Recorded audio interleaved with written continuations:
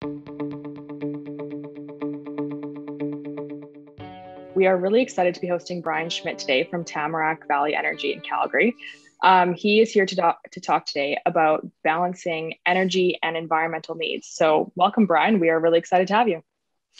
Thank you very much, and it's great. I've been following your organization for some time now, and really proud of what you Students for Canada is doing. And I know you're all working hard and enhancing communication about energy and resource extraction, and so I'm really glad you guys have had so much success here. So this presentation today, I clipped from another presentation I did for Indigenous Resource Network.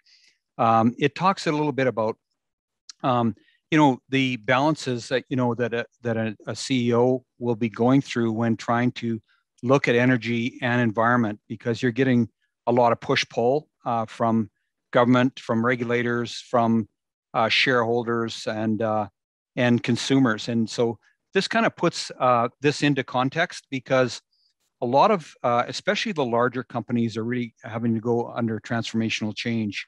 And so this talks a little bit about what might be the consequences of those changes and how we need to manage a little different. So this is talking about a looming energy crisis. So, you're just kind of seeing some things line up that we could have a real problem here going forward. I'm a believer in climate change. I think we need to do the right things to curtail carbon and put the right policies in place. But when you make so much change so fast on something and it's so important to consumers, we just need to be able to do that right. So, summary of the presentation today. Prices are very strong today. We hit a little over $70 a barrel right now. We haven't seen that in a long time. So, coming out of a pandemic when prices were 10 to 20 and your very survival was at risk, now oil companies are enjoying some better revenues, and those revenues are enabling to pay off balance sheets that got stretched during the downturn. Oil demand is up and be near pre-pandemic levels by Q1 22. So we bounced right back to somewhere in around 101 million barrels of oil a day consumption, and we dropped to somewhere around 75, something like that, at the peak of the pandemic. The other thing that's happened is ESG has become a major investment thesis, and I never used to get questions from buy-side accounts on ESG, and now we get them quite regularly. We're fumbling our way through this ESG and how to measure ourselves and how what we call success. And I think we have a ways to go, but I think in the industry and the investment community, I think we're moving in the right direction there. The last point here, and it's not really what's going well. I think there's an pending energy crisis that is just around the corner. I'll talk to you today that OPEC have about a couple million barrels left of capacity, and that'll be they'll have to open those taps up, we believe, over the 2022 year. But by the end of 22, we could be in a real supply crunch. Challenges: even though the prices are strong now, what we call a strip curve is a forecast on prices. The strip curve is negative. So when you do is declining. So when you do a long-term project, you have to look at prices 4 and 5 years down the road. They don't look so hot. So that is curtailing some investment right now. Infrastructure is in part constraining growth. I'll talk to you about the Canadian situation. We're in pretty good shape with Trans Mountain and Line 3 coming on. We're going to be in good shape for a few years. And as long as we don't add big projects, then we'll be fine. Question is, do we want to add bigger projects? And it's a question for Canada. Higher cash flow is not resulting in increased investment. Usually we would take that extra cash and we would put it back into the ground, start drilling, ramping up production. Shareholders don't want that right now. They're wanting to return capital in the form of dividends. So, and there's many results for that. The ESG activism is having an effect, particularly on the majors. Uncertainty of fossil fuels. People look, okay, it's good now, but is it going to be good in 5 years? And governments are removing lands for exploration, all toward decarbonization of the world. And regulation uncertainty is preventing large linear projects. We've seen that with Gateway, and then most recently Keystone XL. This is a slide put together that demand will grow. This is 2015 to 2019, growing about 6%, but our emissions grew 4%. So we're heading the right direction. We have to put on more energy because it's demand. There's demand, but we are getting cleaner as we put energy together. What's driving demand is about 5 people enter the middle class every second in the world, and it's expanding to middle class, expanding more than 5 billion people, and 5 billion people in the middle class want energy and need energy. And I think the last point here is important, that we really need technology to advance if we want to keep our standard of living and cap emissions. And so things like small nuclear reactors, those kinds of things are going to be real important here going forward. This just is a plot to show energy demand per capita, and notice that it's a log scale on the x-axis. So, if you're well-off country and you have a high standard of living, you're consuming a lot of energy, and that the block you see in the lower left is as that block that is going to get, we're going to have to supply, good clean energy for that block that moves into the middle class. And we in the upper class in the world, we really don't have the right to say that you can't have that. And so that creates a real dilemma for decarbonization and bringing people out of poverty at the same time. This just talks a little bit about the middle class. Middle class nearly doubles. Asia Pacific and Africa, Middle East leading the way on bringing people out of poverty. And where's the oil demand going to come from? You can see in North America and Europe, we've done a good job in reducing our demand for crude. So we know it can be done. But it's dwarfed by the growth in Asia Pacific, the growth in Africa, the growth in the Middle East, and in international bunkers. So, when you look on it on whole, that's why we even though we're going through all these efforts to become efficient, it's being offset and more so by growing the middle class in these regions, and they're going to do it with more oil. Here's where the real problem is that if you look at producing resources isn't like a factory. You can't like build a $100 million plant and then leave it on for 50 years. That $100 million plant, million barrel a day plant, it starts to decline every year and it has to be replaced. So when you look at the outlook for energy, it's a modest growth. I would still say it's a stretch to get to, that's looking like about 110 million barrels per day from 100 now. But you look at the decline. We're losing so much production if we don't put any investment into it.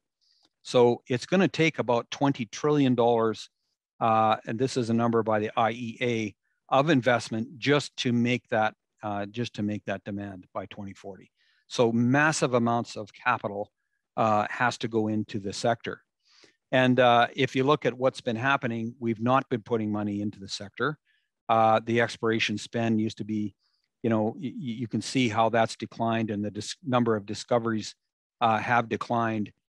So we are not keeping up on the supply side with what's going on with demand. And this is a couple of different scenarios. This is if we kind of ignored the Paris Agreement and kept on the way we are. This is the way the demand is going to go. You can see bioenergy and wind and solar are relatively smaller pieces. They're growing on a high on a percentage basis, but they're not a real strong mix. Still, the fossil fuels, coal, oil, and gas are the major mix. And if we did everything by the Paris Accord, this is the demand you'd see. You'd see a drop over the next from 2040 in demand. As you guys know, we're not following those Paris rules very good right now. So I think this one, but even so, with this, we'll still have to invest a lot of money just to keep up just to supply even this declining demand. And just to show you, this is the U.S. U.S. demand. It reached a peak, an all-time peak. So at a time when when the narrative is we're going to cut back consumption of oil, it's just not the reality. It's just not what we're seeing. And then there's a number of articles that you see that really try and quantify what's going on in the market, the fog of energy ignorance. It really is important for policymakers to really watch what's going on in the world, and you know what happens when you curtail investment, and those that are in it are gonna do really well and generate a lot of cash. And that's what you see right now with oil bouncing back and lack of investment, lack of equity. You're just seeing prices start to ramp up. And then I want to talk a little bit about Europe, because now we're finally starting. This is probably the tip in terms of energy crisis. I don't know how many of you are aware of what's going on in Europe, but Europe's had to shut in Groningen, one of the large gas fields, because of geotechnical activity. And that combined with no Russian gas, no incremental Russian gas coming into Europe, they have a real crisis right now. This was back from 2 years ago. So when you shut in nukes and when you take away oil exploration and you shut in your gas fields and start getting energy from elsewhere, it has to be reliable, and it's not. And so consequently, what you're seeing in Europe right now is these gas prices are bone crushing. So we've seen gas prices go from about $3.50, $4 per GJ up to as high as $22 today. Europe is now shutting in some of its fertilizer plants. They've shut in some of its chemical plants because there's just not enough gas to go around in Europe. And also what's happening is these power prices are skyrocketing because they're firing up old coal plants again, and the carbon tax gets rolled into the consumer. And so there's a real crisis going on right now that you know, we're all kind of keeping an eye on. Moving on to ESG, this just gives you a sentiment of what the investors are looking for. And look at this: is nobody looked at ESG in 1990 to 2000. I don't know if you see my cursor there, but you really didn't have any ESG talk. Everything was about production growth. You see production growth here, 2003, 2014. It was all about that. Bigger is better. So a lot of money was getting plowed in. And look at production growth. There's zero investor interest in production growth right now. They're just not gonna. I've seen this. I've seen companies announce production growth steps, and their stock got whacked. So you know, companies like me are not going to be putting a bunch of production growth in. But look at the return to shareholders, return value to shareholders is right top of the mark, and so is ESG. And so that's the theme of today, is that those are the two major goals here of a lot of companies. This just talks about ESG. These are the funds. Look at how the funds, you know, we're up to about 1.4 billion in ESG and sustainable fund assets. There's been a lot of interest. A lot of people want to put their money into where there's an ESG element. And you look at it on quarterly, it's not even slowing down. It keeps increasing. ESG rankings, Canada ranks second or third in the world, depending on how you look at it. Norway being in the lead. So our Canadian brand is really strong in terms of hydrocarbon development, and you know, we're all very proud of it. You know, Canada does a great job on carbon sequestration, methane capture. Our Indigenous relations is world class. And so we are getting credit for that on the world stage. This is a busy map, and it's intended to be busy. It ranks. We're not very good at ESG ranking. And this is one system called the FTSE ranking. And using the same company, we rank it against a MSCI. You should see a linear line there. It just says that one ESG, you might get one high score on one rating agency, and you take your same data and put it into another rating agency, and it's really bad. And this just shows how bad it is. So it's something we need to work on here going forward, is get some consistent standards.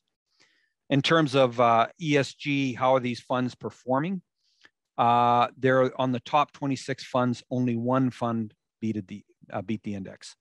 So unless ESG, it's great, all these funds are going in there, but at the end of the day, you have to show a return. And I've got a slide coming up in here what happens if you don't.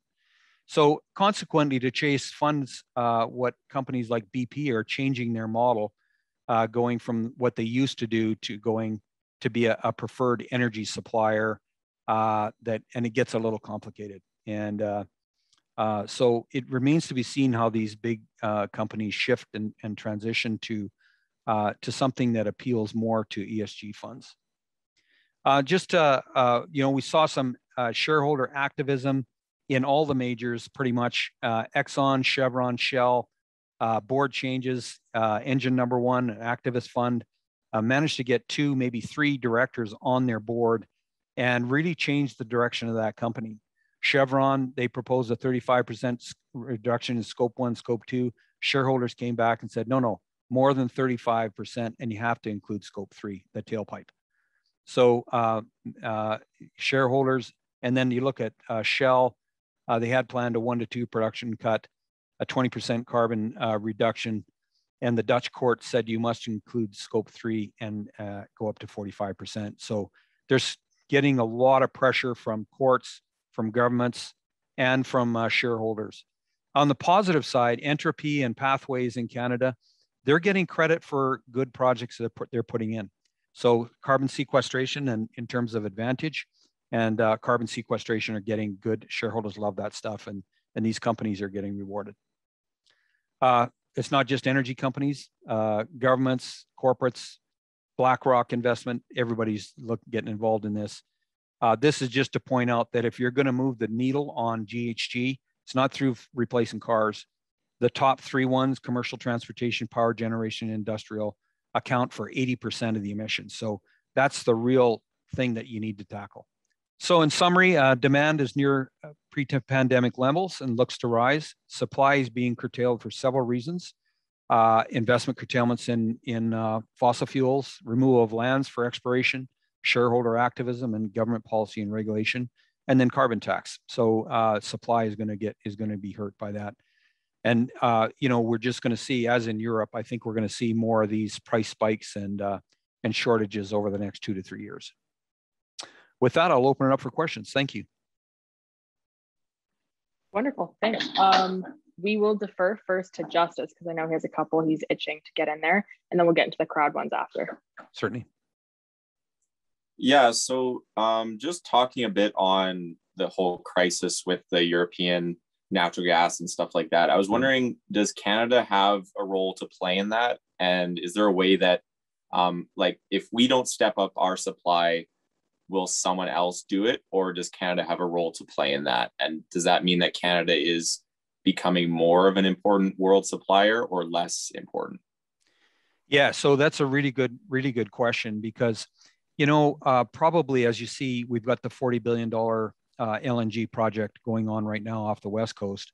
There's enough supply and demand for probably 4 or 5 of those kinds of projects. Doesn't help Europe as much, but it offsets some of the coal plants that are being constructed in Asia and will make a big change to Asia. On the East Coast, there was a project there proposed to ship LNG into Europe, and the Germans had signed a memorandum of understanding for that. And it gets into this linear projects. Canadians are very worry about pipelines, and so that pipeline got canceled by the government, and so that project is pretty much dead right now. And in that case, it was pretty interesting because we were reversing a line from the Marcellus up into Nova Scotia, build a new LNG plant in Nova Scotia, and ship to the Germans. And the Europeans are very worried about the security of supply, and they don't want to be just connected to Russia because you can already see Russia could crank up some gas and they're not. So I think there's going to be a hard lesson for Europe. But when that demand is there, and if the Quebec government stopped the pipeline from being constructed, so that we're not able to get our product to the East Coast. I'm more hopeful on the West Coast.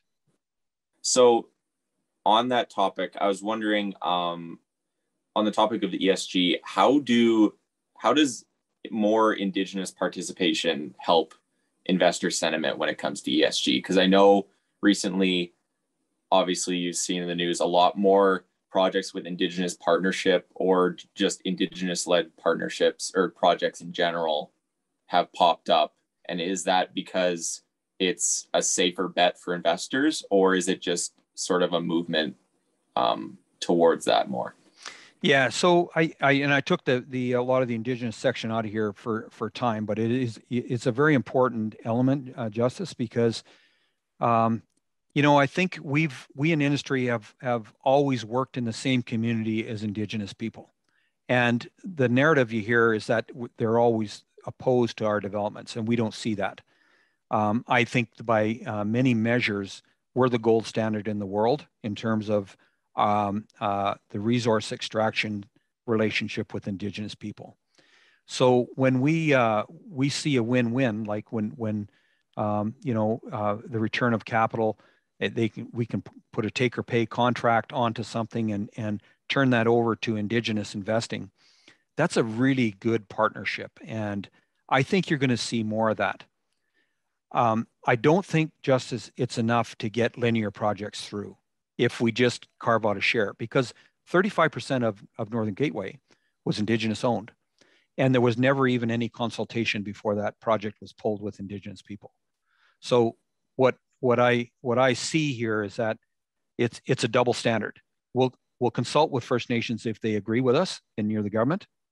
We won't consult with First Nations if you have an impact benefit agreement and you have vested interest. And now we're seeing, you may be aware of the court challenges that Indigenous are putting forward to protect their rights on pro-development, and the courts ruled in the First Nations favor on a number of counts there. I think in the future, Justice, if you want a linear project, it has to be not just equity owned by Indigenous, it has to be Indigenous led, has to be initiated and sponsored, and we'll provide take or pay contracts to that linear project, let's say a pipeline. But I don't think that you would get one approved in Canada without that. What is one thing you think is most misunderstood about energy in Canada?